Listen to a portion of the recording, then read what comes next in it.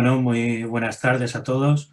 En primer lugar, muchísimas gracias a la Sociedad Española de Patología Digestiva por la invitación para moderar esta tarde de casos endoscópicos, que seguro que va a ser interesantísima por los vídeos que nos van a mostrar tanto el doctor Sánchez Yagüe como desde el Hospital Virtual de Valdecilla, las técnicas que nos van a enseñar María Morís y Álvaro Terán, que son grandes especialistas todos en la endoscopia, y seguro que vamos a poder aprender mucho de técnicas que creo que son de endoscopia avanzada y que nos permiten ayudar a los pacientes con situaciones que a veces son bastante complejas de resolver, pero que mediante estas técnicas endoscópicas podremos solucionar en la mayoría de los casos.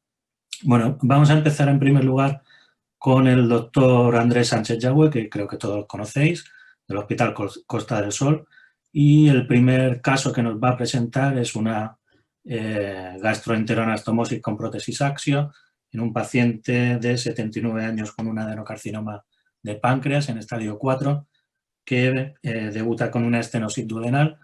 Y bueno, como sabéis, la gastroenteroanastomosis es una técnica que está en los últimos años adquiriendo un gran auge, que creo que es bastante útil para solucionar estos pacientes. Y bueno, vamos a ver distintos aspectos de la técnica que nos va a mostrar Andrés y podremos luego discutir acerca de la técnica. Pues si quieres, Andrés, si estás preparado, nos enseñas a ver si desde el primer producción... caso. Perfecto. Vamos a ver. Hemos empezado. Mira, vamos, tú sabes de esta técnica más que yo. Entonces, nosotros en este caso, tú sabes, uno de los mayores problemas que hemos encontrado a la hora de hacer esta técnica es la parte de distilación de agua en intestino delgado. Sí. Nosotros, yo he probado de todo. Hemos intentado meter sonda nasogástrica, lo que pasa es que muchas veces pues, no conseguimos pasarla a duodeno, y en este caso lo que nos planteamos fue pasar directamente un endoscopio ultrafino. Este paciente habíamos intentado el día anterior pasar una sonda nasogástrica y no hubo manera. Ahí pasamos la guía e intentamos avanzarla con un catéter, tirando de ella, no hubo forma. Entonces pensamos en la opción, que ya estaba descrito por otros autores evidentemente, de pasar el endoscopio ultrafino si conseguíamos superar esa lesión y aprovechar pues que tiene un canal de 2,2 milímetros y por ahí instilar el agua y demás. Entonces, bueno, pues esa fue la opción que decidimos. Yo creo que en el tiempo que llevo haciendo gastroenteroanastomosis he utilizado de todo. Sonda nasogástrica, intenté el balón de CPR, no he utilizado lo de los catéteres estos de colecisto, el drenaje de vesícula, el nasobiliar. Creo que es el único que no he utilizado. Lo adquirí una vez, pero el caso al final no salió. Y vamos, de hecho he metido hasta 2 endoscopios, un endoscopio estándar frente al ecoendoscopio para hacer esta misma técnica porque no tenía ultrafino. Y la verdad es que esta es de las que mejor nos está yendo. Tú que tienes, aquí ya hemos pasado la lesión y ahora lo que vamos a hacer es desconectar el endoscopio y pasar al ecoendoscopio. Tú que tienes experiencia de verdad en esta técnica, ¿qué es lo que suele hacer cuando tiene una gastroenteroanastomosis? Pues mira, nosotros como tú hemos probado de todo. Empezamos también con un pediátrico, incluso con un enteroscopio fino, incluso algún caso a través de una PEG intentando pasar un endoscopio convencional. Hemos probado de todo. Lo que mejor los resultados nos está dando es precisamente el nasobiliar, porque es muy sencillo de avanzar a través de una guía con un endoscopio terapéutico, y una vez que lo tienes en el yeyuno o en el duodeno distal te permite instilar el volumen suficiente como para distender el asa. Lo que está claro es que el punto clave de esta técnica es conseguir tener un asa bien distendida, y si la consigues, el poner la axios es exactamente igual que, bueno, no igual, pero es relativamente sencillo como poner un axios en cualquier otra estructura dilatada, ¿vale? Como una vesícula o una colección. El problema es cómo conseguir esa distensión del asa. Una buena opción es, como tú dices, con el endoscopio pediátrico, pero yo el problema que le veo es la necesidad de tener que avanzar los dos endoscopios en paralelo. Bueno, si no has podido avanzar otra cosa, es una opción. El problema de la sonda nasogástrica es que estos pacientes generalmente tienen siempre un estómago muy distendido ya de base y entonces es muy difícil avanzar una sonda nasogástrica porque se te acoda en el estómago. Es el problema que también le veo al doble balón este de Itoy, aunque yo ese no lo he probado porque no está disponible en España, solo está comercializado en Japón, pero sería el problema que le veo y por eso ellos utilizan un sobretubo de un enteroscopio. Y la ventaja que le vemos al nasobiliar es que una vez que te enfrentas a la estenosis con un gastroscopio terapéutico, avanzamos una guía y sobre esa guía, a través del canal, podemos avanzar un nasobiliar sin problema de 8,5 Fren y eso nos da el volumen suficiente, el calibre suficiente para hacer una buena distensión. Sí que es cierto que en algunos casos hemos tenido problemas de falta de distensión, de que el asa pues a lo mejor no se ha distendido todo lo que nos hubiera gustado. Pero bueno, ahora llevamos muchos casos ya hechos con el nasobiliar y es la técnica que utilizamos habitualmente, salvo excepciones. ¿Vosotros utilizáis rayos de forma o lo Utilizo hacéis solo rayos. bajo control? No, utilizamos rayos para avanzar la guía bastante distal a Y1 y el control, o sea, utilizamos también rayos para avanzar el nasobiliar, que lo procuramos dejar muy lejos porque a veces retirando el endoscopio, el gastroscopio terapéutico sí que se nos ha retirado, se nos ha salido en alguna ocasión el nasobiliar y hemos tenido que volver a empezar. Entonces procuramos avanzarlo lo más que podemos en Y1, incluso aunque luego tengamos que retirar porque está demasiado avanzado, ¿vale? Y realmente si te pasa la guía por la estenosis, que no es una estenosis total, pues lo que nos lleva de colocar la guía, el nasobiliar y empezar con el endoscopio son 5, 6, 7 minutos como máximo. El principal, lo que nos más atrasa la exploración es siempre pues el poder avanzar la guía por la estenosis en estenosis que son difíciles de avanzar con cualquier cosa. Si te avanzas fácilmente, la técnica es muy rápida. Estamos haciendo gastroyeyunostomías en 10-15 minutos. Pero con eso, porque no perdemos tiempo en intentar avanzar una sonda nasogástrica, que se acodan. Ya te digo, el avanzar el nasobiliar a través de un canal terapéutico es muy, muy sencillo, no te ofrece ninguna dificultad. Pues eso, ya te digo, tengo uno ahí y lo tengo que probar. La verdad es que ahora últimamente con el ultrafino no está yendo bien. Lo que pasa es que tiene una parte, y ahora lo veremos. Aquí, bueno, es lo que tienen los no directos, los diferidos estos, que el tiempo que estábamos esperando, porque nos faltaba la conexión. La razón de por qué estamos tardando tanto en introducir de nuevo el ecoendoscopio es porque estamos creando una conexión para conectar la bomba de agua directamente al canal de trabajo del ultrafino. Claro, eso te iba a preguntarte. ¿Cómo introducís ahora el agua a través del canal de trabajo del endoscopio? Pues básicamente ¿Con alguna conexión especial? Nada, que va. Conectado directamente tal cual, ajustado contra el... Yo quería poner la conexión esta la de lavado, sí. Tiene la forma del canal de trabajo y demás, pero cuando llegué a ponerla ya habían conectado directamente el tubo, lo habían cortado y lo habían conectado directamente. Y la verdad es que ahora lo veremos, funciona. Pero no ha pasado, dos veces que lo hemos utilizado ha pasado lo mismo. Yo me he ido a buscar la conexión y ya habían decidido que no, que con lo otro se conseguía más volumen. Es verdad que el endoscopio ultrafino, el canal es de 2,2, realmente son menos de 8 French. Es decir, que tú con el catéter nasobiliar de 8 French tienes más volumen. Yo realmente lo que he visto que más volumen nos daba y que más facilidad teníamos para instilar el agua era con la sonda nasogástrica conectada. De hecho, hicimos un vídeo y en el vídeo aquel presentamos la velocidad a la que de llenado en un minuto, porque una de las cosas que yo primero utilicé fue un balón de RCP. Dije, lo dejo conectado con el balón, lo paso y ya como el balón se queda ahí conectado, pues evito que vuelva a estómago. Pero aquello no tenía no daba suficiente volumen.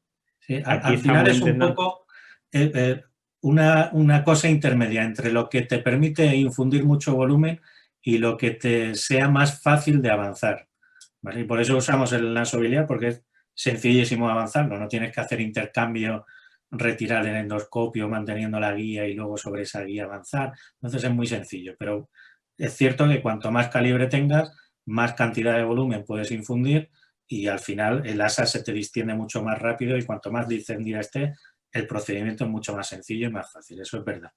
Pero bueno, al final es un poco eso, llegar a un intermedio entre facilidad, rapidez y capacidad de distender el asa.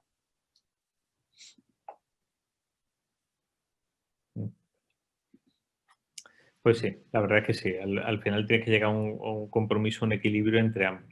Aquí nos pasaba algo parecido a lo que hemos hablado antes con los dos endoscopios al mismo tiempo. Encontrar la posición, pues algunas veces es difícil.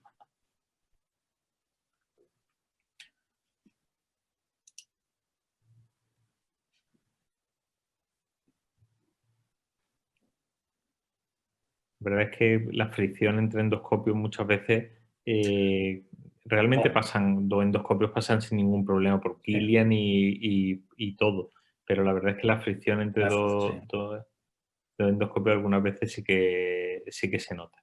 Aquí ya activamos la conexión y buscamos. ¿Cómo ve? Ahí sí que vemos ecográficamente, vemos la imagen del segundo endoscopio. ¿Tú cómo decides dónde pinchar?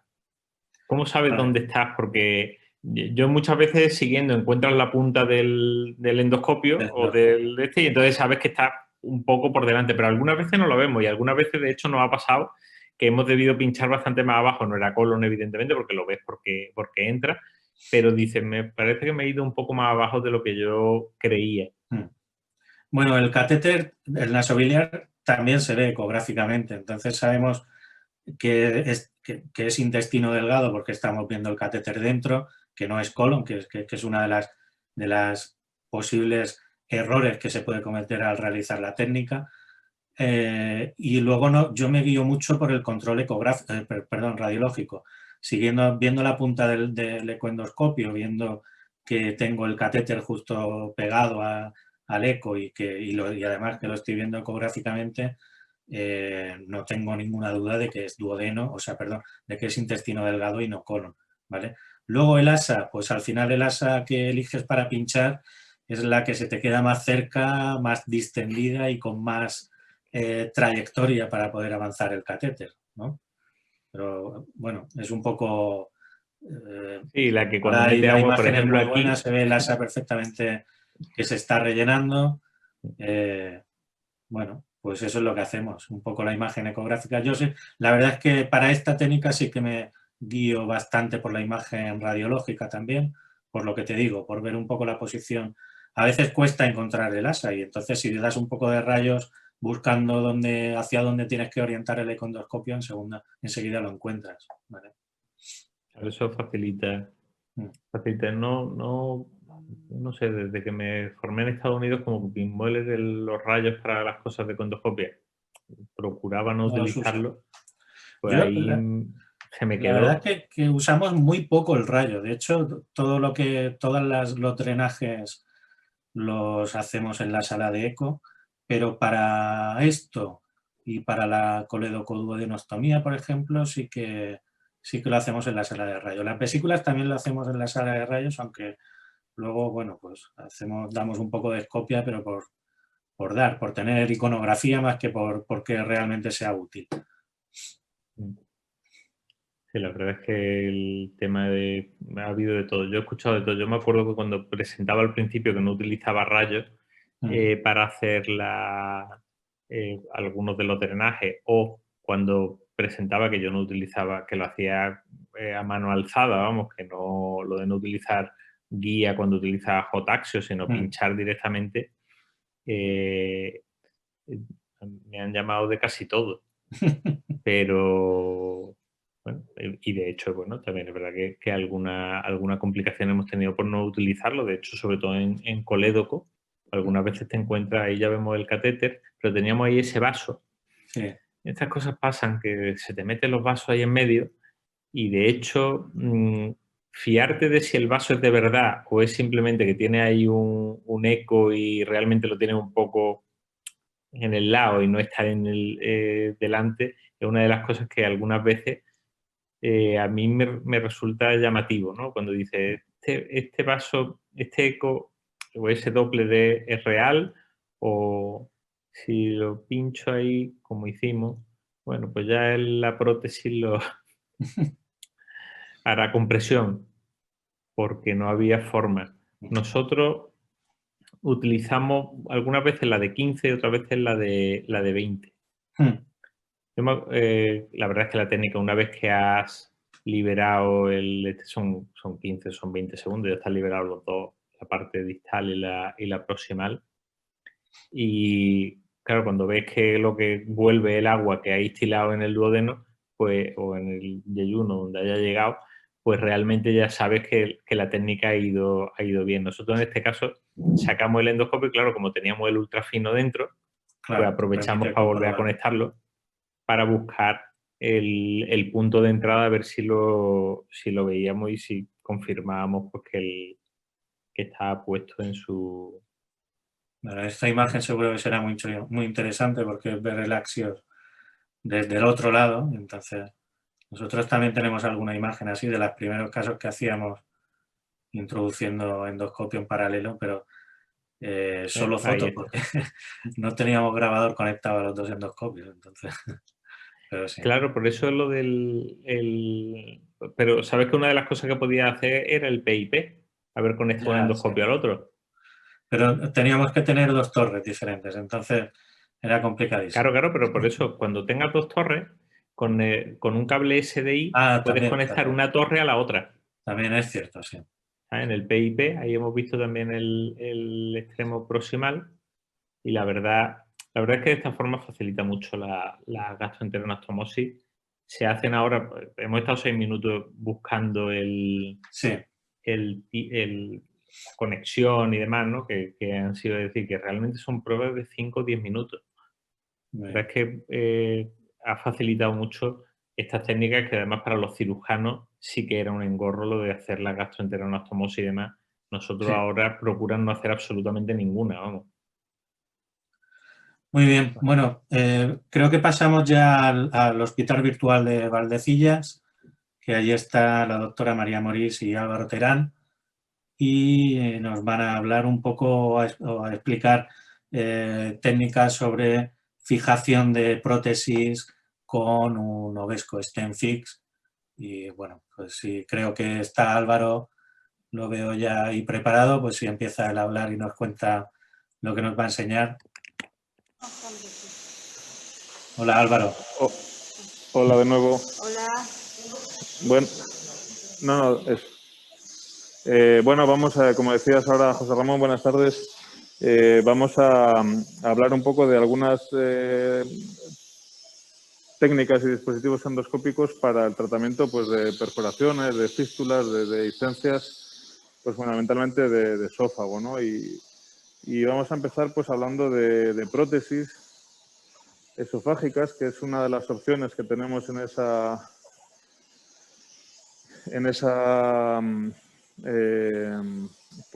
caja de herramientas, aunque no, bueno, a mí personalmente no me satisfacen demasiado, fundamentalmente por lo que vamos a hablar y podemos ir discutiendo también. Claro, es que necesitamos una prótesis cubierta para, bueno, pues para tapar un orificio dentro de lo que lo puede tapar, pero para intentar que pase tanto, bueno, pues la saliva, el contenido esófago gástrico y la comida, si es que damos de comer a nuestro paciente, y no salga por la fístula. Y el problema que tiene estas prótesis es la migración, ¿no? Entonces, bueno, lo primero de todo será colocar el stent, en este caso en el esófago. Este esófago es sano, como venimos diciendo en este modelo animal, y no le hemos hecho un orificio, vamos a colocarlo sin fístula. Vamos a prescindir de la imagen radiológica porque no es nuestro objetivo principal mostraros cómo se coloca una prótesis, y además vamos a hacerlo de esta manera también, aunque debería colocarse siempre desde mi punto de vista con control radiológico. Vamos a hacerlo con una prótesis TTS, una prótesis de esófago que pasa por el canal de trabajo del endoscopio. No hay muchos modelos en el mercado, y esta es una prótesis de Hanaro Stent, también de Izasa, de 10 centímetros de longitud y totalmente cubierta. ¿Qué calibre tiene el catéter, Álvaro? ¿Perdón? ¿El catéter de la prótesis? ¿Lo has dicho, el calibre que tiene? Sí, tiene 10,5 French, el sistema introductor. Entonces necesitamos un endoscopio que tenga un endoscopio terapéutico que tenga al menos 3,7, suelen ser 3,8 milímetros de diámetro de canal de trabajo. El mismo catéter que la Axios. Eso es. Sí. Bueno, podemos discutir, ¿no?, si utilizáis vosotros también o nosotros las prótesis totalmente cubiertas o parcial cubiertas para este escenario, o si directamente no utilizáis prótesis. No sé, vosotros, por ejemplo, José Ramón o Andrés, que estáis por ahí. Sí, sí. Sí, a ver, sí, solemos utilizar prótesis totalmente recubiertas para esto. Lo único es que habitualmente no usamos de estas TTS y utilizamos de otro tipo, pero bueno. Sí. Lo hacemos con control radiológico, evidentemente, pero sí. Efectivamente, aquí, bueno, ya digo, por la cosa un poco excepcional, estamos prescindiendo ese control radiológico que, insisto, debemos hacer siempre, yo creo que en todos los casos. Y bueno, a mí, yo cuando hace unos años empecé a poner prótesis, siempre me preguntaba por qué no había prótesis TTS en el esófago, si en el colon, en el duodeno, en fin, en la vía biliar, por supuesto, van todas por dentro del endoscopio. Bueno, hasta hace no mucho no ha habido, ¿no? Sí, y queríamos mostrarla esta sin más. Bueno, vamos a liberarla y la dejaremos aquí. El tener las dos fuentes de información, tanto la radiología como la endoscopia, yo creo que ayuda. Vamos liberando. Bueno, vamos a ir liberándolo ahí poco a poco. Como cualquier prótesis, al tiempo que se va abriendo o recogiendo la vaina, pues yo tengo que ir tirando del catéter del sistema hacia atrás para que no se nos desplace. Ahí estoy controlando la marca amarilla. Bueno, aquí realmente la estoy poniendo un poco a mi antojo. No tengo ni una estenosis ni una dehiscencia, ¿vale? Oye, yo supongo que a vosotros ha pasado de no tener rayo y tener que poner la prótesis a ojo con un endoscopio en paralelo. Sí, sí. Es decir, que al final esto te da una opción de no tener el endoscopio en paralelo, que algunas veces complica más aún. De esta forma tenemos una opción sin necesidad de... Claro. A mí me parece una opción más que interesante este modelo de dispositivo, ¿no? Bueno, aquí la tenemos liberada, es totalmente cubierta, y veis el lazo de arriba para poder retirarla después. Y luego esa es otra pregunta, ¿no? Si utilizar prótesis totalmente cubiertas o parcialmente cubiertas. En una ocasión, en uno de sus cursos, escuché, o al menos en aquel momento, porque eso también a veces va un poco por tendencias o por modas, ¿no? Escuché a Jacques de Vier decir que ellos ponían sistemáticamente parcial cubiertas con la intención de que este borde proximal quedase atrapado y englobado por esa hiperplasia de la mucosa, de tal forma que iba a pegarse de esa manera completamente a la circunferencia, a la pared, a la mucosa del esófago, y iba a sellar, con eso iba a sellar mejor la pared. Claro, eso obliga a hacer luego una retirada casi siempre con stent y duplicando el precio al menos si funciona, duplicando el precio de la prótesis, ¿no? Sí. Nosotros cuando utilizamos totalmente cubiertas también. Vale, y antes de no tener el stent fix, ¿qué usabais para fijarla? Buena pregunta. 2 Ave María y un Padre Nuestro. Porque...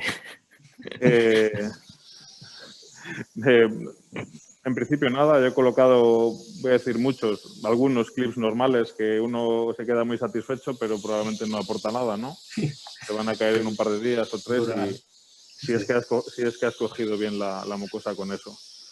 Y bueno, tenemos este dispositivo. Mañana también en otra de las sesiones veremos una fijación de prótesis también con sistema de sutura endoscópica. Y hay estas opciones que, bueno, tenemos que considerar para prevenir esa migración.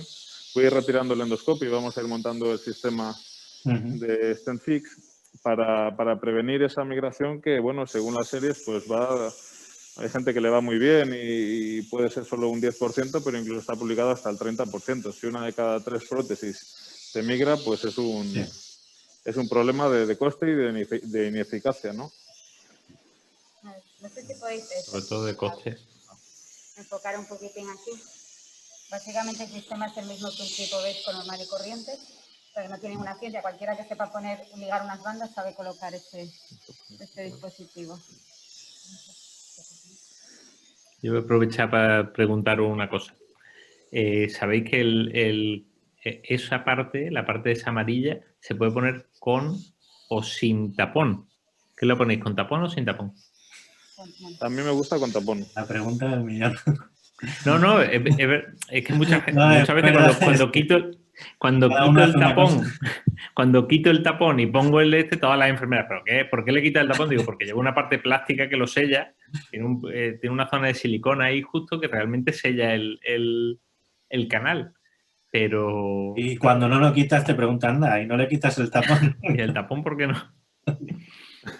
Pero es curioso eso, el concepto de que realmente no es necesario tenerlo. De hecho, yo creo que queda más lejos y no la zona esa, tal y como está diseñado, no sella.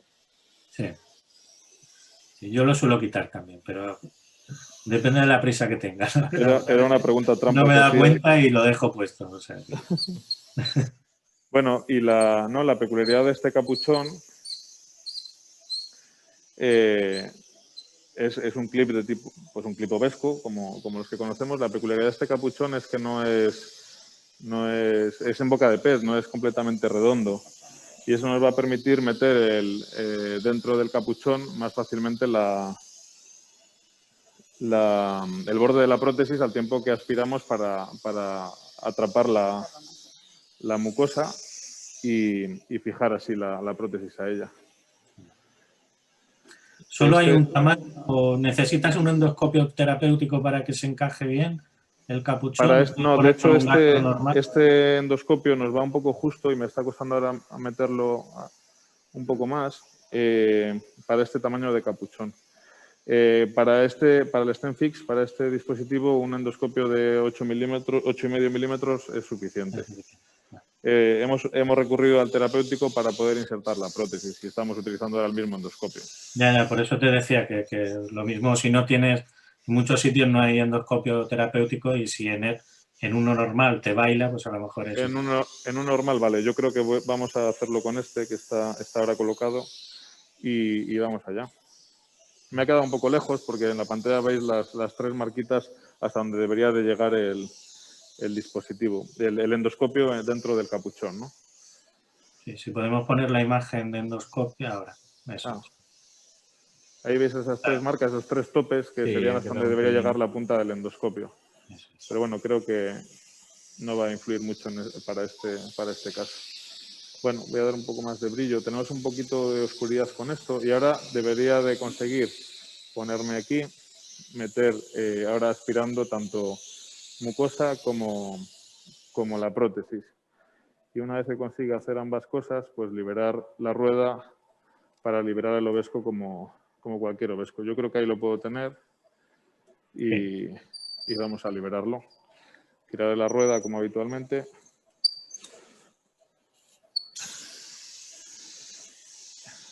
Y ahí está. En principio atrapado, ¿no? Sí, ahí tengo pared, tengo no solo mucosa, con un clip como el Ovesco no atrapa solo mucosa, ¿no? Claro, Y no, aquí un poco después se aprecia ahí también atrapando la prótesis. Vale, ahí lo tenemos fijado y con esto pues parece bastante poco probable que se mueva, aunque en algunos estudios, si bien no con este dispositivo, sino con el dispositivo de Ovesco habitual, incluso con esto, algún porcentaje en algún estudio de hasta el 10%, pero muy poquitos casos, también migraban, ¿vale? O sea, no todo es tan esto. Y entiendo que va a depender de la facilidad o de lo bien que lo consigamos atrapar la pared con ello. Y en caso de que tuvieras que quitar el Ovesco porque bueno, ya se ha solucionado el problema y tienes que retirar la prótesis, ¿hay algún problema? ¿Tienes que cortarlo? Eso no te adelantes. nos estamos adelantando, no vamos a desvelarlo aún. Vale, de acuerdo. Luego lo veremos. Muy bien. Cómo se hace esto de una forma, yo creo que correcta. Hay varias, pero... Muy bien, Álvaro. Pues con esto lo tendríamos esta parte nuestra, yo creo. no sé si tenéis alguna pregunta. Bueno, el doctor Fernando Alberca Voy a quitar el capuchón y lo podemos ver otra vez. sí, nos habla de que las ventajas de este tipo de prótesis es sobre todo cuando tienes que usarlas fuera de la unidad de endoscopia y a veces pues Claro. para sí, hay veces que estos pacientes pueden... que son complicados. Ah. Muy bien. Bueno, pues si queréis pasamos otra vez a Andrés Sánchez Yagüez, que nos va a presentar un caso de una coledocoduodenostomía, también con prótesis axios, que si no me equivoco es un varón, un hombre de 59 años con adenocarcinoma de páncreas en estadio 4 y una ictericia obstructiva, que además presentaba una estenosis duodenal que impedía el paso del duodenoscopio para la realización de CPR. Andrés, cuando quieras.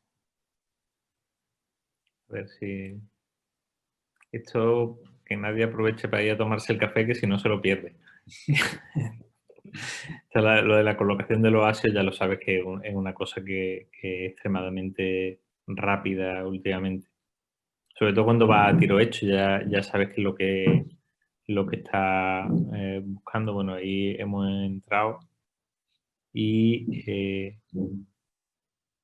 estamos en duodeno, buscamos el colédoco. Aquí, este es un colédoco de 16 milímetros. Sabes que yo una cosa que repito cada vez que doy una charla sobre axio, siempre lo digo, el tamaño del catéter, que hay que tener mucho cuidado, el tamaño de la prótesis, el extremo distal necesita un espacio mínimo para liberarse y entonces esta estaría pues ahí, en alguna medida da como 16, 17, yo no me fié de intentar meter una 8.8 porque supuestamente podría, pero no lo tenía nada claro. Y de hecho en este paciente nos decantamos por una 6.8. Y ahora vamos a ver qué implicación tenía el haber utilizado una 6.8 en vez de una 8.8. Una de las cosas, hace poco mandé un vídeo sobre la opción de intentar liberar en tamaños menores de 10 milímetros, empujando la prótesis en la propia vaina. Pero eso solo, y lo decía cuando lo presenté, solo se puede hacer con prótesis de 6.8 y con 8.8. Las de 10, 15 y 20 no funciona, no puedes empujarla.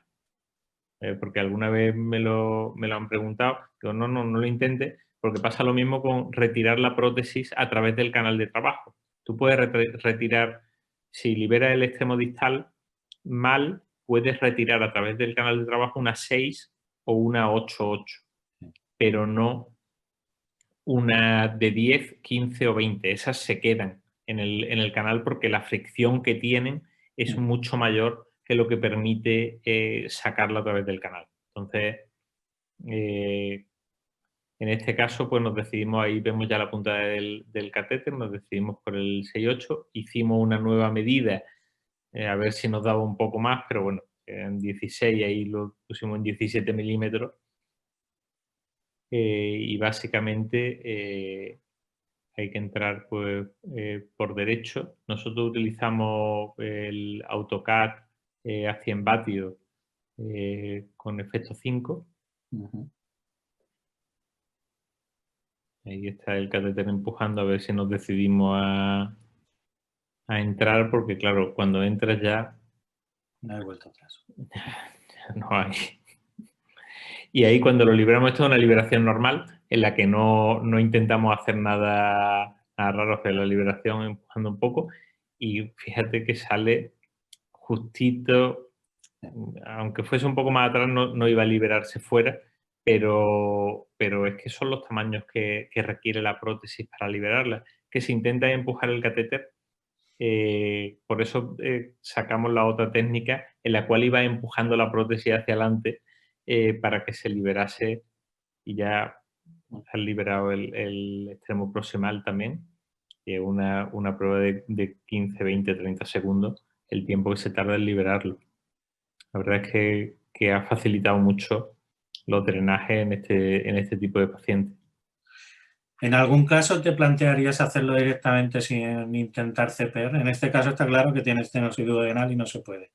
Pero si estás pinchando un aneo de páncreas que luego te piden también al mismo tiempo drenar la vía biliar, ahí a veces me da tremendamente pereza cambiar el duodeno, el eco por el duodeno, intentar la CPR, cuando además por la imagen ecográfica que estoy viendo que infiltra pared, que llega la lesión hasta la papila, que sé que la CPR me va a costar y al final acaba en esto.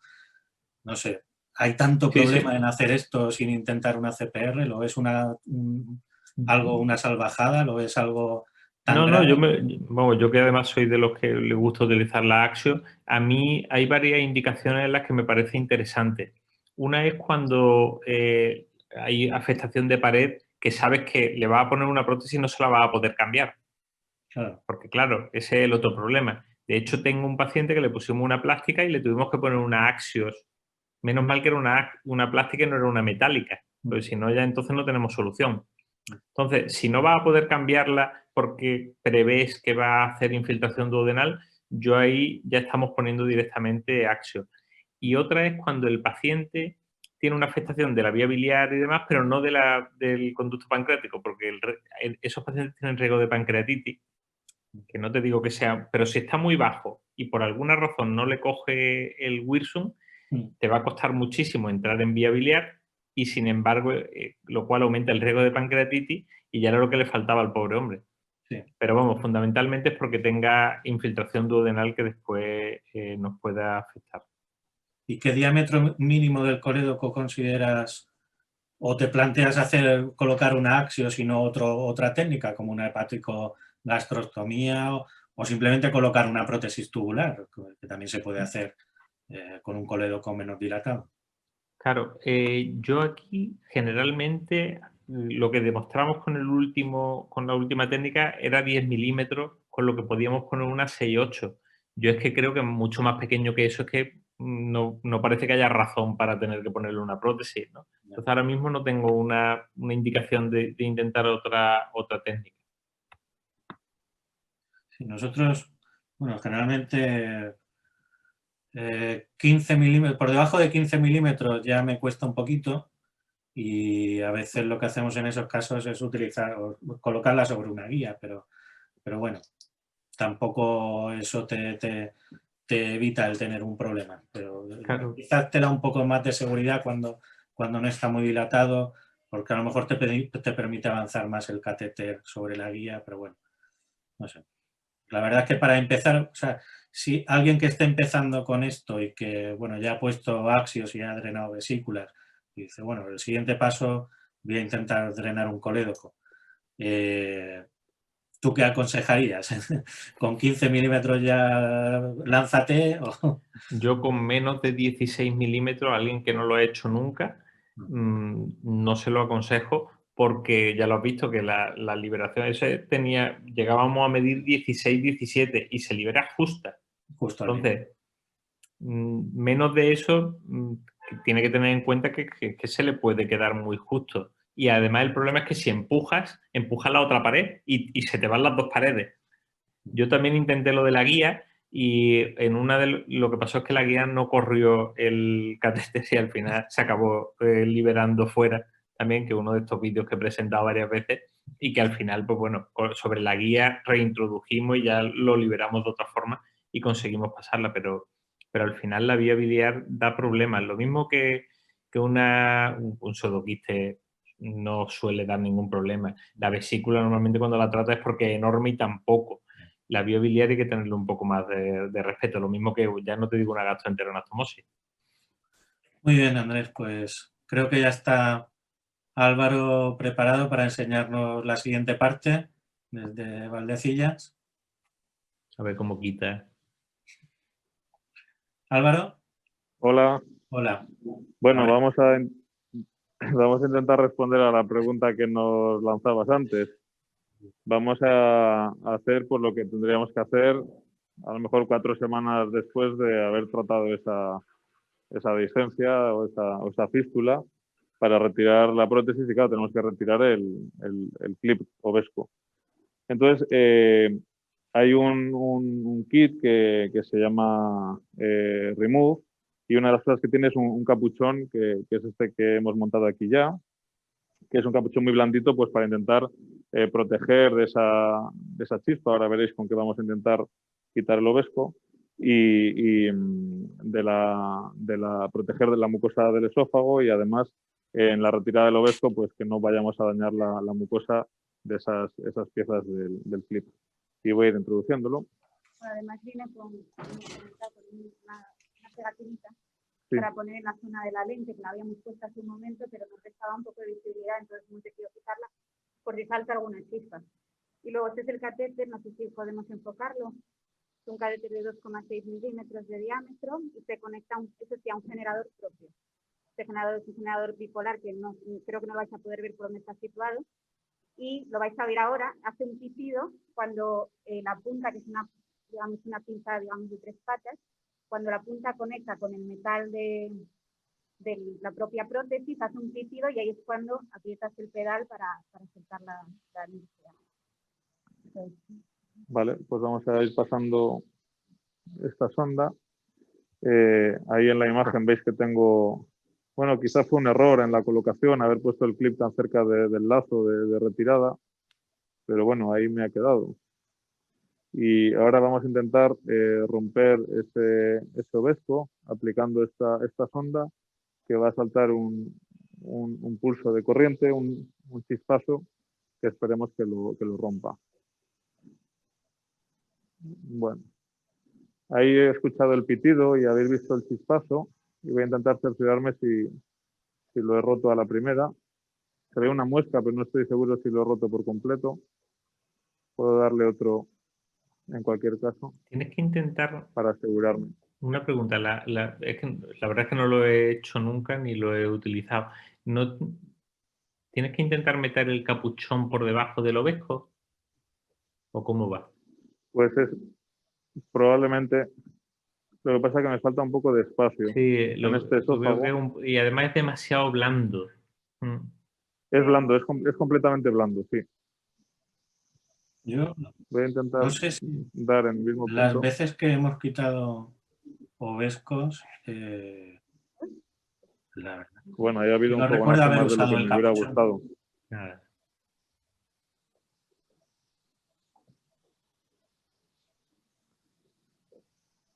Y otra pregunta, Álvaro. ¿Por dónde cortas? ¿Por dónde se te queda bien? En teoría estaba intentando, pero el hilo también me está restando un poco más de espacio. Me voy a apartar si puedo, no puedo, en los bordes que sobresale.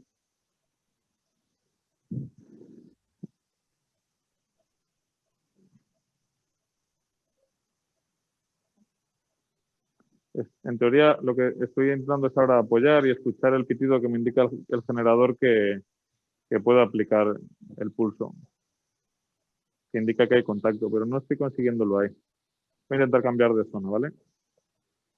He de reconocer que es la primera vez que lo utilizo también yo. No, pero para eso estamos, para aprender. ¿Es verdad? Es que, por ejemplo, la pregunta era porque, bien, muchas veces te dicen, bueno, pues tienes que cortar aquí porque es donde se va a romper el ovesco, pero hay a veces que solo encuentras, está casi todo enterrado y solo tienes un trozo metálico a la vista. Claro. Evidentemente entiendo que es la norma cuando además lleva unas semanas ahí, ¿no? Ahora está recién puesto, ¿no? No estoy siendo capaz.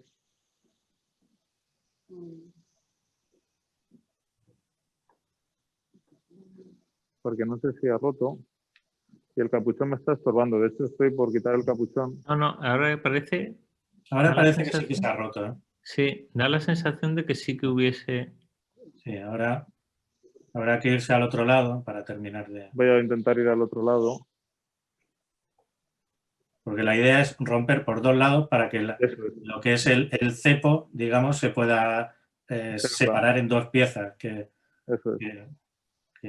vamos, soltarlo de la mucosa.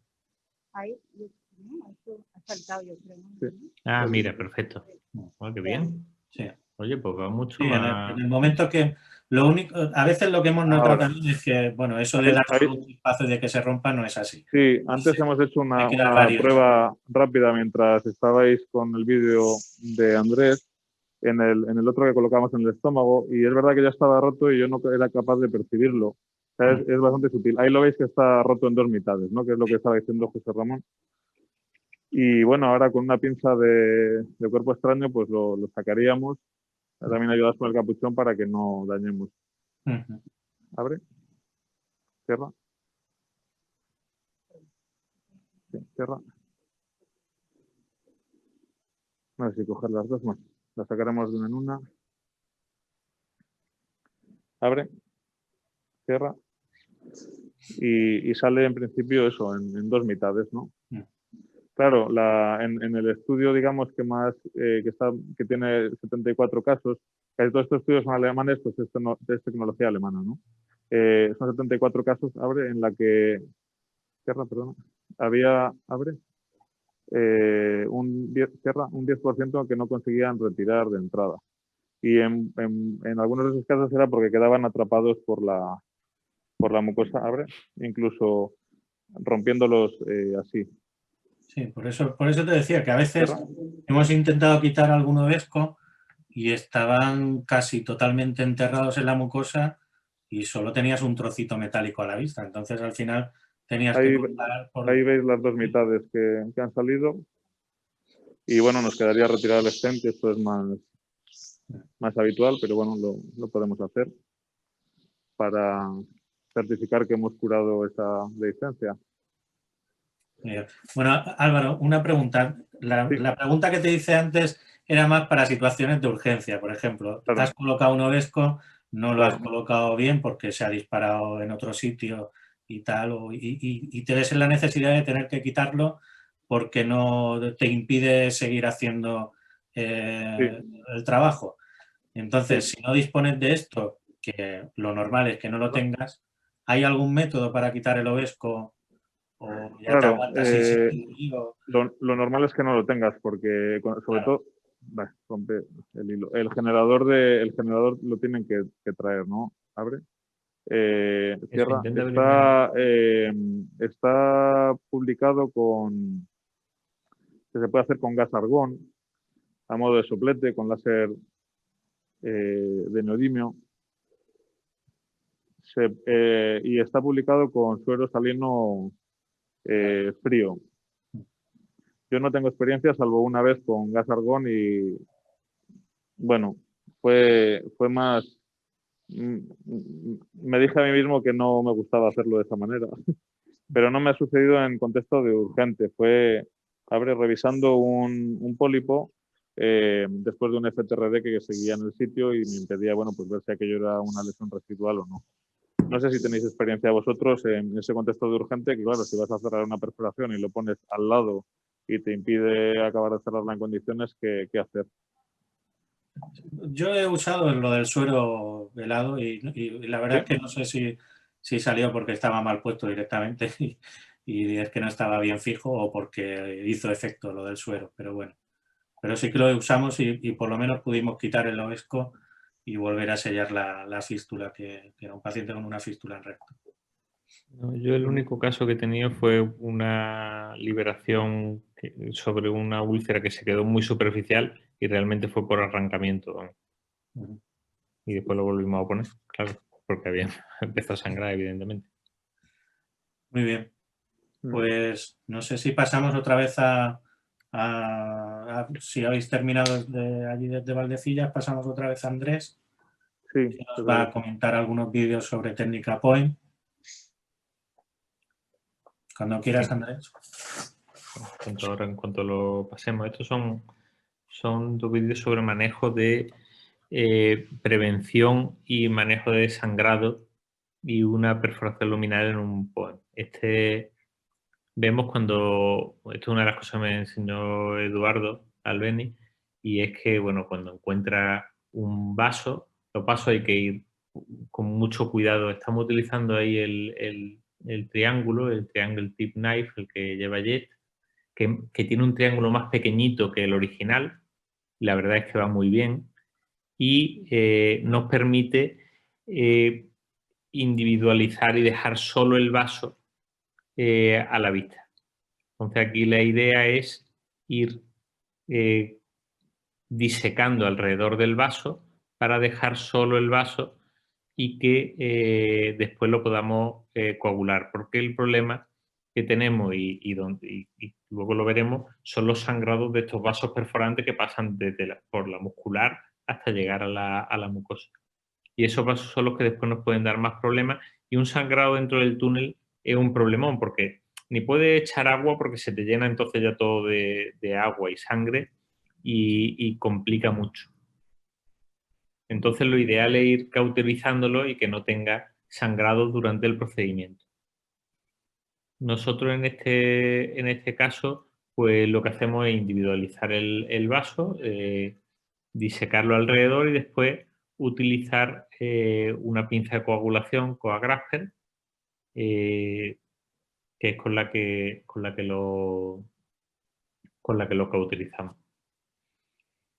De hecho, ahora las pinzas de coagulación van a entrar dentro de las recomendaciones de las guías de hemostasia de la ESGE como una opción junto a una segunda técnica para hemostasia.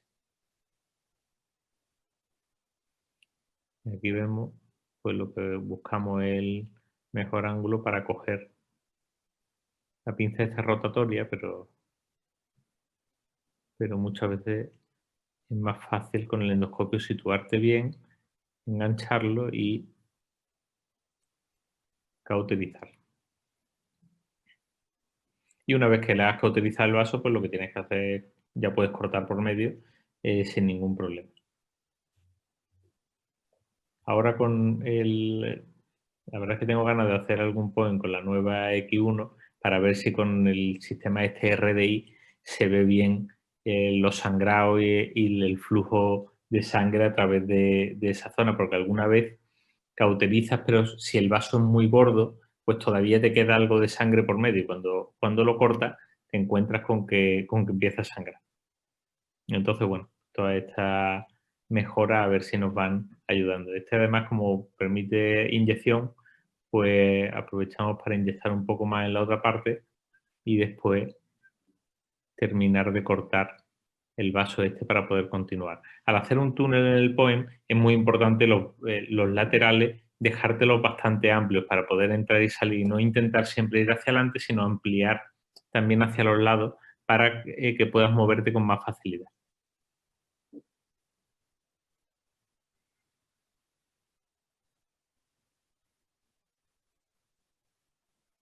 Bueno, y esto era básicamente Y después, pues bueno, continúas con la tunelización y nosotros utilizamos spray, que es con la que está descrita la técnica, y la verdad es que está muy bien porque casi no tienes que tocar.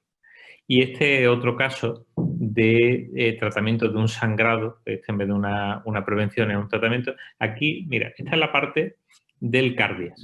La verdad es que se ve que el músculo es mucho más gordo y ahí estamos cortando y en un momento dado, pues aquí cometemos un fallo básicamente. Ahí. Ahí cometemos dos fallos, de hecho. Uno es que eso empieza a sangrar y ahora lo veréis, empieza a sangrar en jet, básicamente. La segunda parte es que esa zona, que está muy estrecha y demás, es mucosa luminal, es decir, es mucosa. Uno de los grandes problemas, una de las cosas que no debe hacer cuando hace un POEM, que es pinchar la parte luminal, porque eso es mucosa. Esto pasa como cuando haces una disección y te das cuenta de que estás atravesando la lesión. Pues esto es 3/4 de lo mismo. Ahí vemos el vaso que también lo vamos a tratar con el Coagrasper, pero aquí el problema está en que debido a la forma, pues cuando estábamos cortando nos hemos ido un poco hacia la derecha y hemos pillado la parte de mucosa. Bueno, pues cuando tienes un problema de esto lo que tienes que hacer es solucionarlo.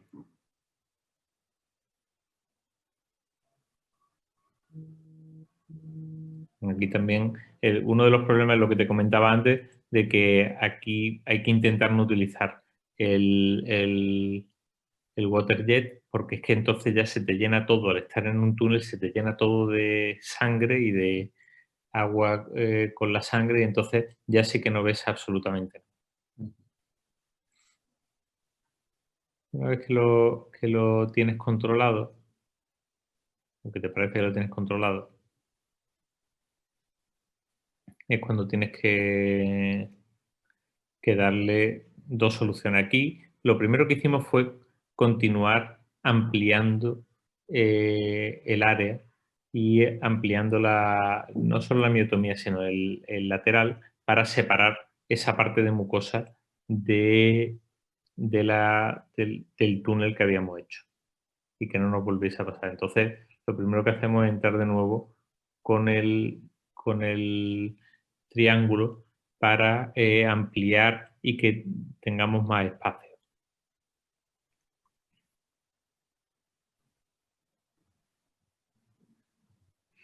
Algunas veces, de hecho, los mayores problemas que se ven con el POEM son los sangrados durante el procedimiento en algún vaso que sale de muscular, o posterior al procedimiento, que eso sí que es un problema, que llega a romper incluso la sutura, bueno, la sutura o la línea de clips que se hace, porque son vasos que están justo en el músculo, y claro, tratarlo algunas veces es complicado. Esto es lo que comentaba antes, que muchas veces cuando presentas una técnica, pues te vas a la parte que quieres presentar. A lo mejor presentas un POEM y toda esta parte, pues bueno, te la saltas porque te ha salido tan bonito, pero los vídeos editados lo que tienen es eso, tienes que decidir cuál es el objetivo del vídeo, qué es lo que quieres presentar. Aquí, una vez que ampliamos un poco, pues salimos todo el túnel y nos vamos a la zona a ver qué estropicio hemos hecho por fuera. Realmente cuando tienes un problema de este tipo, pues lo que tienes que hacer es solucionarlo. En este caso pusimos un par de clips y no nos dio más problemas, ¿no? Los clips no se cayeron, entonces conservó la estanqueidad del túnel.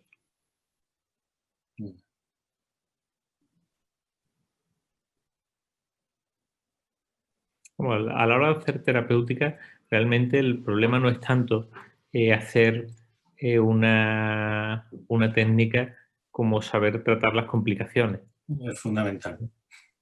Creo que esa es una de las razones que cuando hacen ecoendoscopia terapéutica, el hecho de que también hagan la CPRE facilita mucho. Sí, es lo que comentaba al principio, que hacer una gastroyeyunostomía cuando tienes una asa súper distendida es relativamente fácil. Si has drenado un pseudoquiste, básicamente lo mismo. El problema es cuando no entras en el asa y tienes una complicación.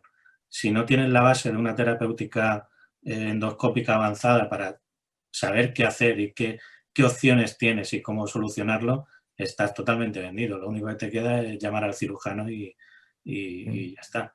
Entonces, eso, hay que tener mucha base a la hora de empezar a hacer todas estas técnicas más avanzadas. Mucha base de endoscopia convencional, de endoscopia terapéutica normal y luego ya adentrarte en estos terrenos. No, está claro. Y con la Axio yo creo que es uno de los grandes problemas que hay, que claro, una técnica de 15 minutos. Sí. Sí, de 5 minutos que se ha visto antes, hasta que tienen una complicación. Tienen una complicación, pues eso. Tienen una complicación ya la cosa cambia. Me acuerdo las primeras coledocoduodeno, yo creo que la primera que hice, además estaba allí una representante de Boston y todo, la primera que hice se me salió fuera, que fue la primera en la que descubrí que podía recuperar la Axios por el canal, le metí la guía, recuperé la Axios, la volví a envainar y la metí de nuevo. Pero que eso es porque tienes a tus enfermeros que saben de esto, porque iban a pegar un tirón ya del catéter. Digo, aquí no tira del catéter nadie, lo primero que vamos a hacer es meter una guía y vamos a empezar de nuevo. Sí, sí. Y ya está. Es decir, que esa parte es muy importante. El que quiera hacer endoscopia terapéutica es muy importante tener una base de endoscopia, conocer perfectamente lo mismo que hemos hablado hoy de los vídeos, de conocer las conexiones y demás. El que quiera hacer endoscopia terapéutica tiene que conocer todo el equipo, el material que utiliza, los canales de trabajo, todo tiene que conocerlo perfectamente. Porque no puedes inventarte, entre comillas, nada si no conoces perfectamente lo que tienes. Y tener disponible materiales. No sé, no te puedes poner a hacer una cosa si no tienes... a mí no se me ocurre hacer, por ejemplo, una gastroiunostomía si no tengo un ovesco cerca por si acaso, ¿vale? Digo un ovesco como por decir otras cosas, ¿no? Pero que tienes que tener los medios necesarios no para hacer el procedimiento, que eso lo vas a tener seguro, sino también para solucionar la complicación que puedas tener. Vale. Efectivamente. Muy bien.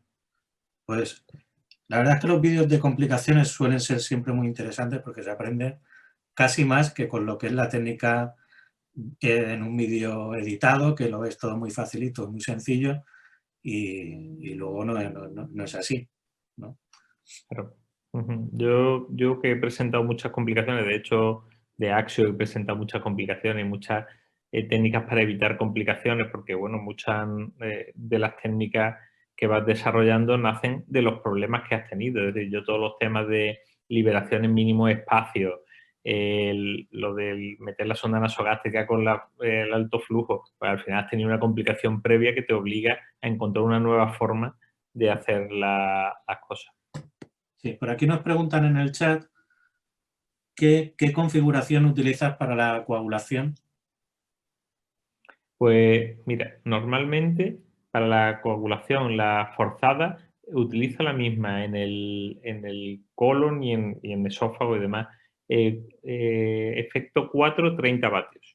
Yo utilizo la Herbe Bio 300. Entonces, eso puede variar de uno a otro, ¿no? Sí. Pero es coagulación suave a 30 vatios. Muy bien. Pues no sé si estamos listos para pasar otra vez al Hospital de Valdecillas. Creo que se está preparando Álvaro, ¿sí? Sí, ahora estoy yo. Ahora está María aquí. Perdón, María. Ahora dirige María. Perdón. Lo último que queremos enseñar un poquito es el tratamiento, ¿no? Ya hemos mostrado un poco cómo tratar las fístulas con lo típico que sería el stent metálico. Y ahora vamos a utilizar una terapia de vacío endoscópica, ¿no? La EsoSponge. Nosotros la verdad es que hemos empezado este año a usarlo y por ahora hemos tenido una experiencia bastante óptima con los pacientes. Y en esta primera interacción que vamos a tener es un poco explicar el kit. La técnica en sí no tiene nada de complejidad, yo creo que cualquier endoscopista es capaz de hacerlo. Es un poco acordarse de los pasos, básicamente. Entonces, lo que vamos a tener es, en primer lugar, yo creo que lo más importante es, obviamente, la esponja. La esponja, lo que tiene en el medio es un catéter de drenaje y la esponja, lo más importante de recordar es que mide longitud 5,5 centímetros. Esto es importante porque de entrada, generalmente vas a usar la esponja en su totalidad, pero siempre dependerá de la cavidad, ¿no? Del tamaño que tenemos en la cavidad. Y los recambios que vamos a ir haciendo, podemos ir recortándola. Básicamente con unas tijeras lo cortamos por el medio de esta esponja, es por donde va el catéter de drenaje, Y yo lo único que hago, no sé si tiene sentido o no, cuando los recortamos y asegurarse que no que quede la punta roma de este catéter, porque a veces sí que queda bastante irregular. Después, la técnica básicamente es, o lo más difícil de esta técnica es pasar el sobretubo. Entonces, lo que tenemos es un sobretubo que es bastante flexible, de unos 12-15 milímetros de diámetro, y por el medio, no sé si lo podéis ver, está el empujador, ¿vale? Que es esto verde, esta palita verde que va. Entonces, el empujador tiene 1 centímetro más que la longitud del tubo. Básicamente, lo que haríamos, que luego lo demostraremos, es introducir el sobretubo hasta la fístula, dejar el sobretubo dentro y hacer un intercambio. Pasaríamos la esponja, no sé si me la puedes pasar ahora, por dentro del sobretubo, y la forma de empujarlos a través del empujador, ¿no? Esto lo haremos luego, lo bonito es que lo veáis antes fuera de la persona. Vale. Entonces, básicamente es avanzar el catéter a través del empujador. Lo que es súper importante, parece una tontería, pero nos ha pasado ya, es lubricar todo lo que puedas, todos los pasos, porque, por ejemplo, ya nos está ahora costando pasar esto así. Si lo puedes rectificar un poco. Ahí va. Hay que lubricarlo hasta la saciedad. Pero todo, o sea, todo. Acaba uno lleno de lubricante. Entonces, básicamente, empujarías la esponja hasta al final del empujador y ya sería introducirlo por aquí. Lo vamos a enseñar luego bien. Entonces, lo interesante, que siempre nos da a nosotros la duda, es dónde colocas el sobretubo una vez que estás dentro de la cavidad fistulosa. Porque de ello va a depender cómo vayas a liberar la esponja, ¿vale? Estaría por aquí, no lo voy ahora a llenar de lubricante. Porque si os dais cuenta, en el empujador tenemos una marca negra, ¿no? Esta marca negra, no sé si se puede ver. Vale. La marca negra es hasta donde tú quieres empujar el empujador hasta este punto. Cuando llegas a este punto, lo que sabes es que la esponja está en la punta distal de tu sobretubo. Lo podemos poner así si quieres. ¿Okay? A ponerlo uno delante. Sí, por fuera. Vale, quedaría así, más que nada, ¿no? Si os dais cuenta, la longitud ahora coincide la punta del... Tenemos la marca en la punta del sobretubo y si deslizáis la cámara hacia allá, ahí tenéis que justo coincide el final de la esponja con la punta del sobretubo, ¿vale? Entonces, por eso decía que es importante dónde dejáis estas dos puntas, porque si, por ejemplo, estás abocado contra el final de la cavidad, que es lo que solemos hacer al principio, es una tontería, pero hay que pensar en ello, sería básicamente cuando vuelves al extremo proximal, si puede volver la cámara, eso es. Básicamente el movimiento que harías es solo de retirar el sobretubo, ¿vale? Mientras que otras veces lo que puedes hacer, dependiendo de cuánta longitud tengas y lo estrecha que sea la cavidad, es dejar básicamente, podemos volver para aquí, la punta del sobretubo en la entrada de la cavidad y lo que quieres es empujar la esponja, ¿no? Entonces, en vez de retirar el sobretubo, lo que haría sería empujar el empujador hacia adentro. Es la única cosa que sería básicamente hacer este movimiento. Y es lo único que hay que pensar a la hora de liberar la esponja, ¿vale? ¿Qué es lo difícil de esta técnica? Meter el sobretubo en la cavidad. Sobre todo en la primera vez que lo hacemos, creo que en todos los pacientes que lo hemos hecho hemos tenido problemas, porque generalmente son cavidades que tienen una entrada pequeñita, ¿no? Lo que quieres al principio, y siempre nos lo recordamos Álvaro y yo, porque te pones muy tozudo a intentar meter el sobretubo como sea, y lo bueno de este sobretubo es que es flexible y te permite pasar bien la faringe, no vas a tener problemas a nivel del esfínter, pero luego se te va a doblar bastante. Las fístulas, lamentablemente, no suelen ser directas cuando llegas con el endoscopio, sino que suelen estar bastante anguladas. Y en cuanto quieres subir la punta del endoscopio, lo que empiezas a hacer es básicamente doblar el endoscopio y no avanzar dentro de la fístula. Lo que ponen mal los pocos estudios que hay sobre esto es que en estos casos merece la pena dilatar el orificio. Ponen entre 12 y 15 milímetros. La verdad es que nosotros hasta ahora nos hemos atrevido a 12. 12 milímetros. Entonces, es importante porque nos hemos tirado, no me acuerdo una vez, nos tiramos casi una hora intentando meter el sobretubo y al final tuvimos que acabar dilatando, ¿no? Entonces, una cosa a tener en cuenta. Sí, parece que da reparo dilatar para hacer más grande el orificio, pero es que para esa técnica lo importante no es el orificio, es que la cavidad se vaya cerrando de dentro hacia el orificio, ¿no? O de fuera, mejor dicho, pero del fondo de la cavidad hacia el orificio de la pared del esófago o del estómago.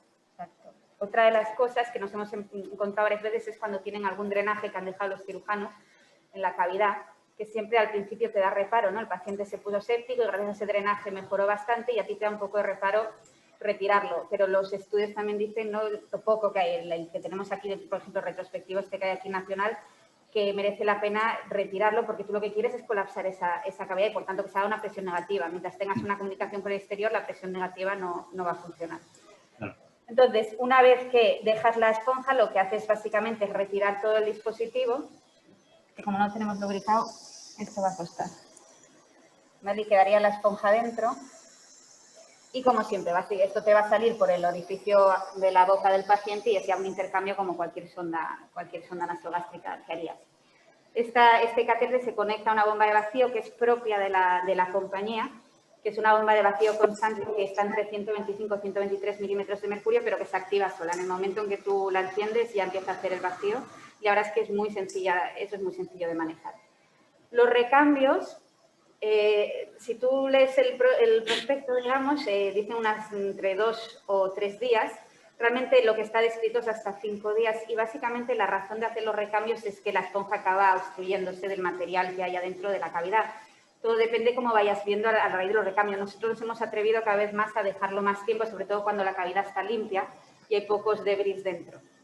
Y a la hora de retirarlo entre recambio y recambio se recomiendan lavaros con suero, tanto intracatéter como extra con un lavador y con la pinza ratón. Y la verdad es que solo en un caso tuvimos un poco de problemas a la hora de retirarlo que se resolvió con una tracción que hizo el doctor Terán aquí, un poco intensa.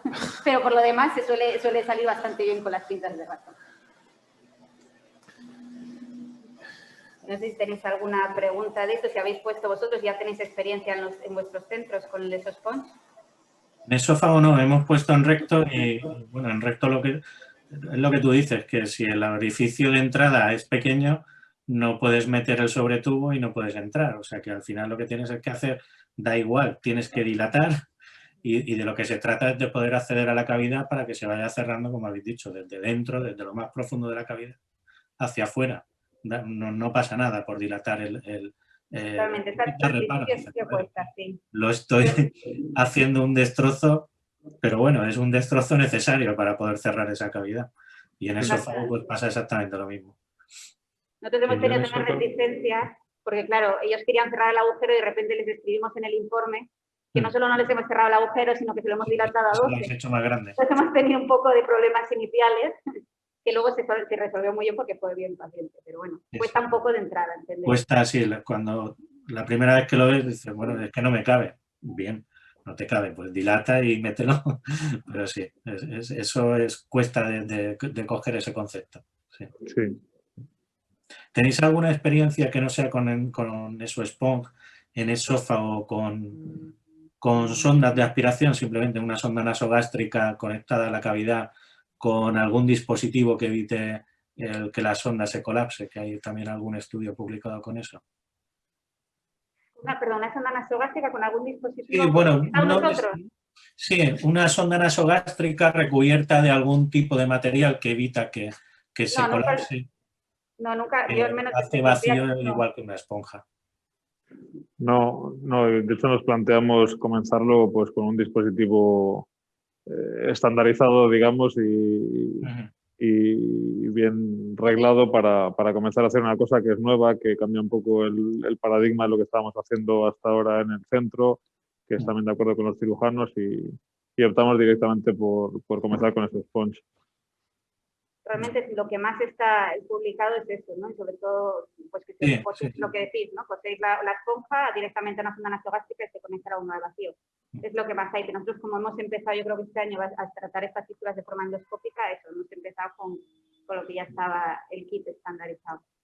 Sí, el único pega que le veo a la técnica es, por ejemplo, bueno, hay a veces que tienes una perforación en esófago que no es solo un agujero, sino que es un trayecto, y a lo mejor ese trayecto es largo y fino y acaba en una cavidad mediastínica. Y eso nos ha pasado en alguna ocasión en una fístula muy alta, en el esófago cervical, que prácticamente no te dejaba hacer ahí nada, pero ya no era el agujerito del esófago, es que esa cavidad, ese trayecto a lo mejor medía 5, 6, 7 centímetros hasta una cloaca ahí mediastínica. Claro, entonces ahí dilatar todo ese trayecto para meter la esponja ya es mucho más complicado. No es Sí. solo dilatar lo que es el agujero. Claro, no Pero es es en solo la esos entrada. casos donde este tipo de técnicas, utilizando no esponja, sino una sonda de cualquier tipo, pero recubierta con algo que no te haga... No recuerdo el material que utilizaban, eran como una especie de malla de poliuretano, una malla de cualquier otra cosa. Hay, creo que un caso publicado en Endoscopy de esta misma semana o de la anterior, que lo que hacían era usar dos sondas, una de calibre muy finito por dentro, que es la que lleva el vacío, y por fuera una sonda de mayor calibre. Lo único que hace la sonda interna es aspirar, y la sonda por fuera lo que te evita es que se colapse, digamos, y que te cierre el vacío, ¿no? Y entonces, a lo mejor en esos casos que tienes un trayecto largo y luego la cavidad, pues a lo mejor podría tener alguna utilidad en lugar de esto. Una cosa, es que no sé el tiempo que tenemos. Yo creo que debería empezar ya con el procedimiento. Lo que no sé si teníamos otra conexión luego para hacerlo y ¿iba antes o hacemos directamente ahora nosotros? Directamente. Creo que te has comido las dos conexiones que tienes. Pues vamos allá. Pues venga, vamos. Pues sí, ¿nos da tiempo a colocarlo o os pasamos? Bueno, vamos a intentarlo. Venga. Si sois muy rápido, lo colocáis. Vamos. Claro, esos son 5 minutos, que son los que tenéis exactamente. Madre mía, vale, pues mucho lubricante necesitamos. Y aquí también. Bueno, Lo veía yo muy ocioso. Claro, pensábamos que teníamos luego otra. Claro, nos empezamos aquí a enrollar y no sabíamos que había tan poco tiempo. Estamos lubricando aquí con un spray por ser un modelo plástico, ¿no? Que hemos preferido utilizar para demostrarlo mejor y que no fuera con el animal que no tiene fístula y... ¿Perdón? Fuera. Sí, yo he puesto algunas, mira, en esófago y en estómago, pero en una cirugía, es decir, era como un esófago porque era una esofagestomía total con una reconstrucción. Y yo, lo que habéis comentado de colocarlo empujando, no tengo muy claro que, claro, una vez que tú retiras el endoscopio y dejas puesto el sobretubo, que se vaya a quedar en la puerta tan fácilmente. Es que es más Te lo digo porque una vez tuvimos que poner uno casi en una gastroentero y llegaba justito e intenté hacer eso mismo. Y claro, eso cuando entra se mueve. Entonces no tengo yo, ¿sabes? Es algo que hay que tener en cuenta, que se mueve el sobretubo. Se mueve el sobretubo. De hecho, nos ha pasado veces de pensar que estábamos estupendos metidos y exacto, a la mínima que se te mueve se te queda fuera el dispositivo. Y entonces ahí tienes un problema, bueno, que es para empezar desde cero. Como veis, me está costando bastante y es porque lo tenemos poco lubricado, cosa que en la realidad no suele ocurrir. Bueno, entonces, como esto es una maqueta, es bastante fácil ver los agujeros. Básicamente lo que harías en la realidad es localizar la fístula y lo primero que habríamos hecho, ahora porque no teníamos tiempo, es empezar sin el sobretubo. Lo que quieres medir es la distancia hacia la pared contralateral, que aquí tenemos una cámara, y hasta la boca de la anastomosis, ¿no? Entonces, según eso, veremos si tenemos que recortar o no la esponja. Entonces, ya que vamos a ir rápido, lo que haríamos ahora sería avanzar el sobretubo y esta es la parte que más nos suele costar. Por lo que hemos dicho, porque finalmente está angulado, se te dobla. Al principio siempre queríamos hacerlo con un gastroscopio diagnóstico porque piensas que al ser más fino podrás entrar mejor por el agujero, pero claro, se te olvida que detrás va el sobretubo y desde luego el terapéutico lo que te permite es tener un poco más de cuerpo a la hora de empujar y que no se te doble tanto. ¿Vale? ¿Y utilizáis control radiológico en algún momento o no? ¿Perdón? Si usáis control radiológico en algún momento. ¿O? No utilizamos el control radiológico. Esto es una de las ventajas que tiene la esponja frente a las prótesis metálicas, y es que con las prótesis metálicas necesitas el control radiológico, mientras que aquí en cualquier sala es suficiente. Claro. Hay que también recordar, como antes comentaba Fernando Alberca, que las prótesis te pueden permitir hacerlo sin control de rayos, colocar las prótesis a través del endoscopio.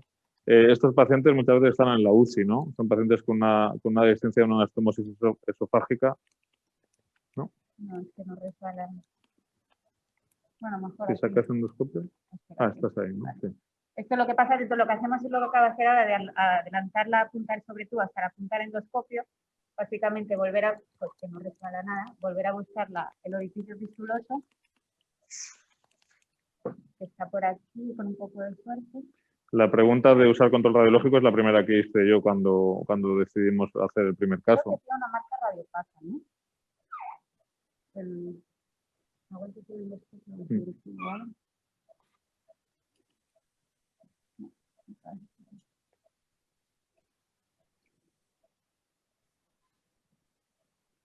Tenemos un Creo que problema la primera de que- rozamiento con el plástico del modelo No, y con la punta del endoscopio dirigirlo. no hay forma de mover el Sí, problema que tenemos al final hay que utilizar el endoscopio de guía. es que no hay. Sí, eso estábamos intentando. No, el problema es que no resbala el sobretubo sobre Echamos más. el endoscopio. Vamos a echar más lubricante. Fácil sobretubo. Bueno, es cierto que en la vida real, No, no, no. A por ver, la decirlo de vida alguna real, forma, funciona bastante más fácil. Polen. La vida real no se rompería el ¿Abrimos sobretubo otro o qué? por la fricción, para empezar, que es lo que nos acaba de pasar. O sea Vaya. que esto A ver, normalmente no abrimos. ocurre en la vida real, porque claro, no hay tanta fricción. Claro, es como que para con el modelo plástico es más Vale. problemático. ¿Abrimos el otro o qué? No, porque no tienen tiempo. Ya, es que nos hemos comido el tiempo, ¿verdad? Es que nos hemos ido con el tiempo. Sí. Bueno, os quedan 5 minutos, no os preocupéis, lo importante es presentar las cosas y que Tienes razón, aprendamos sí. todo ¿Dónde está la pinza? y ya está. No agobiéis. Claro, es una pena para una cosa así bastante fácil de ver. Claro, no, y novedosa porque es algo que no se suele utilizar. Yo, de hecho, cuando puse la primera, había muy pocos centros que lo estuviesen utilizando y realmente es interesante verlo porque es una opción muy buena. Muchas veces el tema de... Yo me quedé impresionado cómo funcionan la esponja, las puntitas que tiene la esponja, Vamos cómo a abrir el otro realmente porque crean se más nos ha roto granulación. el sobretubo al meter. Es muy sorprendente cuando cambias la primera esponja, cómo cambian las paredes de la cavidad fistulosa, ¿no? Sí. Que pasa de ser lisa y de repente tiene todo ese empedrado de granulación que te ocasiona lo que decís, ¿no? Los pelitos de la esponja. Eso sí que llama atención. No sé vosotros cuántos recambios más o menos de media usáis. Nosotros no sé si tenemos que pecamos de que lo hemos hecho pocas veces y recambiamos cada demasiado poco tiempo, pero sí que hemos tenido una media de unos 8 o 7 esponjas para decir que terminábamos de cerrarla. También otra pregunta que me gustaría preguntaros si tenéis experiencia es si esperáis a cerrarla completamente o, como dicen algunos estudios, dejarla en 2 centímetros y parar. Porque esa es la duda que siempre nos planteamos nosotros. Un momento que no puedes meterla, Claro. la esponja. Es decir, es que no tiene espacio para que Aquí entre la está como esponja. este empalme. Claro, bueno, no sé que la vayas recortando, ¿no? A medida, porque luego dicen lo de la terapia endoluminal en vez de endocavitaria y dejarla fuera para acabar de cerrar Claro. la cavidad. Pero yo creo que en un momento, cuando ya está en ese punto, ya eso está cerrado. Pasa muchas veces como con las colecciones pancreáticas y demás. Sí. Ya llega un momento que cuando ya tiene cierto tamaño es que ya está desaparecida. De hecho, cuando quitas la axio, le dejas 2 centímetros, que es lo que mide el distal, el distal. Es decir, es que te queda un espacio mínimo que es lo que ocupa el extremo distal. Claro. Sí, lo mismo, sí.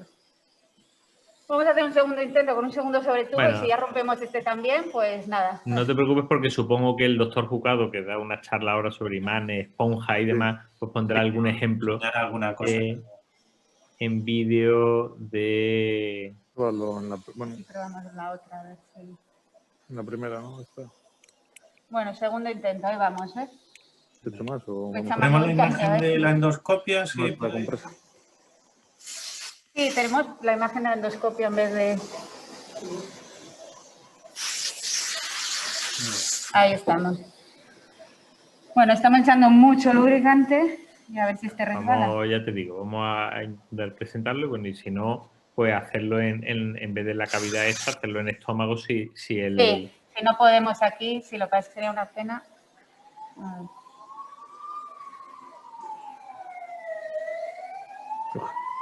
Ahora. Ahora, sí. Ahora sí había entrado, me he avanzado yo.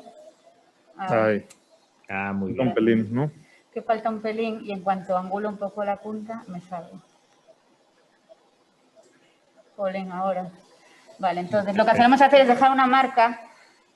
No, es una tontería, o sea, no es necesario, pero si vamos a hacer una marca con permanente, pues básicamente lo que decíais antes, para que al retirar el tubo no nos llevemos el sobretubo por delante. Si me lo puedes sujetar, Álvaro. Sí. Entonces ya saldríamos, que también cuesta horrores, ¿vale? Sí, sí, esa es una de las cosas que más notas cuando estás metiendo la esponja. Y no suele ser así también. Es la marinera. Vale. Donde meter la esponja tiene tela. Vale. Coge aquí, por favor. Vale. Pues lo mismo, volvemos a lubricar mucho por dentro. Vale, ahí. Y mucho en la esponja. Sí. La esponja también hay que lubricarla mucho, porque si no, no hay quien la arrastre por ahí. Sí, eso cuando utilizas lubricante, no la cosa esta, La se cola, queda... ¿no?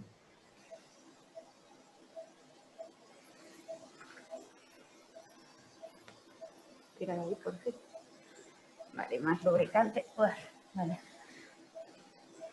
Bueno. Bueno, pues nada, échame un pelín más. Vale. Nada, Además estamos con este lubricante que no estamos acostumbrados, sí. que es casi como vale. disolvente. Sí, normalmente. Vale, sujetáis nada. Pues básicamente se está viendo las manos aquí arriba. Aquí, sí. No es nada, esto es un empujador. Lo que hacemos es, como un truco, tirar de aquí para que quede la punta de la esponja contra el empujador. Y ya no tiene más historia. Si el sobretubo está bien colocado, la verdad es que esta parte no suele costar. Es la parte ya... La cosa es que no se te haya movido el sobretubo de forma inadvertida. Sí, la parte... ¿No tenía una cámara metida dentro? Bueno, sí, tendría que tener una cámara, sí. Esta nada, no se está bien. ¿No estáis montando la de endoscopia? No, pero endoscopia ahora no hay nada. No, me refería... Es que creía que habéis comentado que había una cámara dentro de la cavidad. Sí, una cosa pero no ahí. funciona. No la tenemos, vale. no la tenemos activa. Vale, bueno, entonces, pues venga. se ve esta zona que hemos llegado ya hasta la marca, ¿no? Pones en grande la imagen. Sí, poner en grande la imagen de ellos. Era lo que hablábamos de las antes, manos. cuando llega esta marca. No, pero de imagen principal. Ahí. Sí, ya está. La marca negra que no se está viendo. A ver vale. ahora. Está ahí la marca negra, perfecto. No, pues en teoría tendríamos la punta de la esponja en la punta del sobretubo, ¿no? Y ahora básicamente es lo que decíais de empujar versus separar. Realmente, como lo hemos dejado a medio camino, a veces lo que haces es una cosa un poco híbrida y hasta que notas un stop y ya, pues ya lo notas. Aparte notas cómo sale la esponja de golpe. Sí. Entonces, sí que ellos recomiendan de retirar todo de golpe. A nosotros nos da un poco de miedo y solemos hacer un intercambio. Pero en teoría, si ahora suelta el tubo. Sí, ¿no? Entonces ya sería... Con todo lo que está rozando el sobretubo. Si es que... No os lo creéis, pero de verdad que estamos haciendo aquí fuerza para sacar esto. Esto lo bueno es que la gente va a pensar que es muy difícil, pero luego lo van a hacer en sus hospitales y les va a quedar estupendo. Ya está. Vale. Ha quedado bastante cordelillo por fuera, es decir, que probar lo mismo está dentro de la cavidad. ¿Metéis el endoscopio entonces un momentillo? Sí. Ha quedado bastante por fuera. El endoscopio y pasamos rápidamente a Diego. Sí. A ver que no sí, todavía...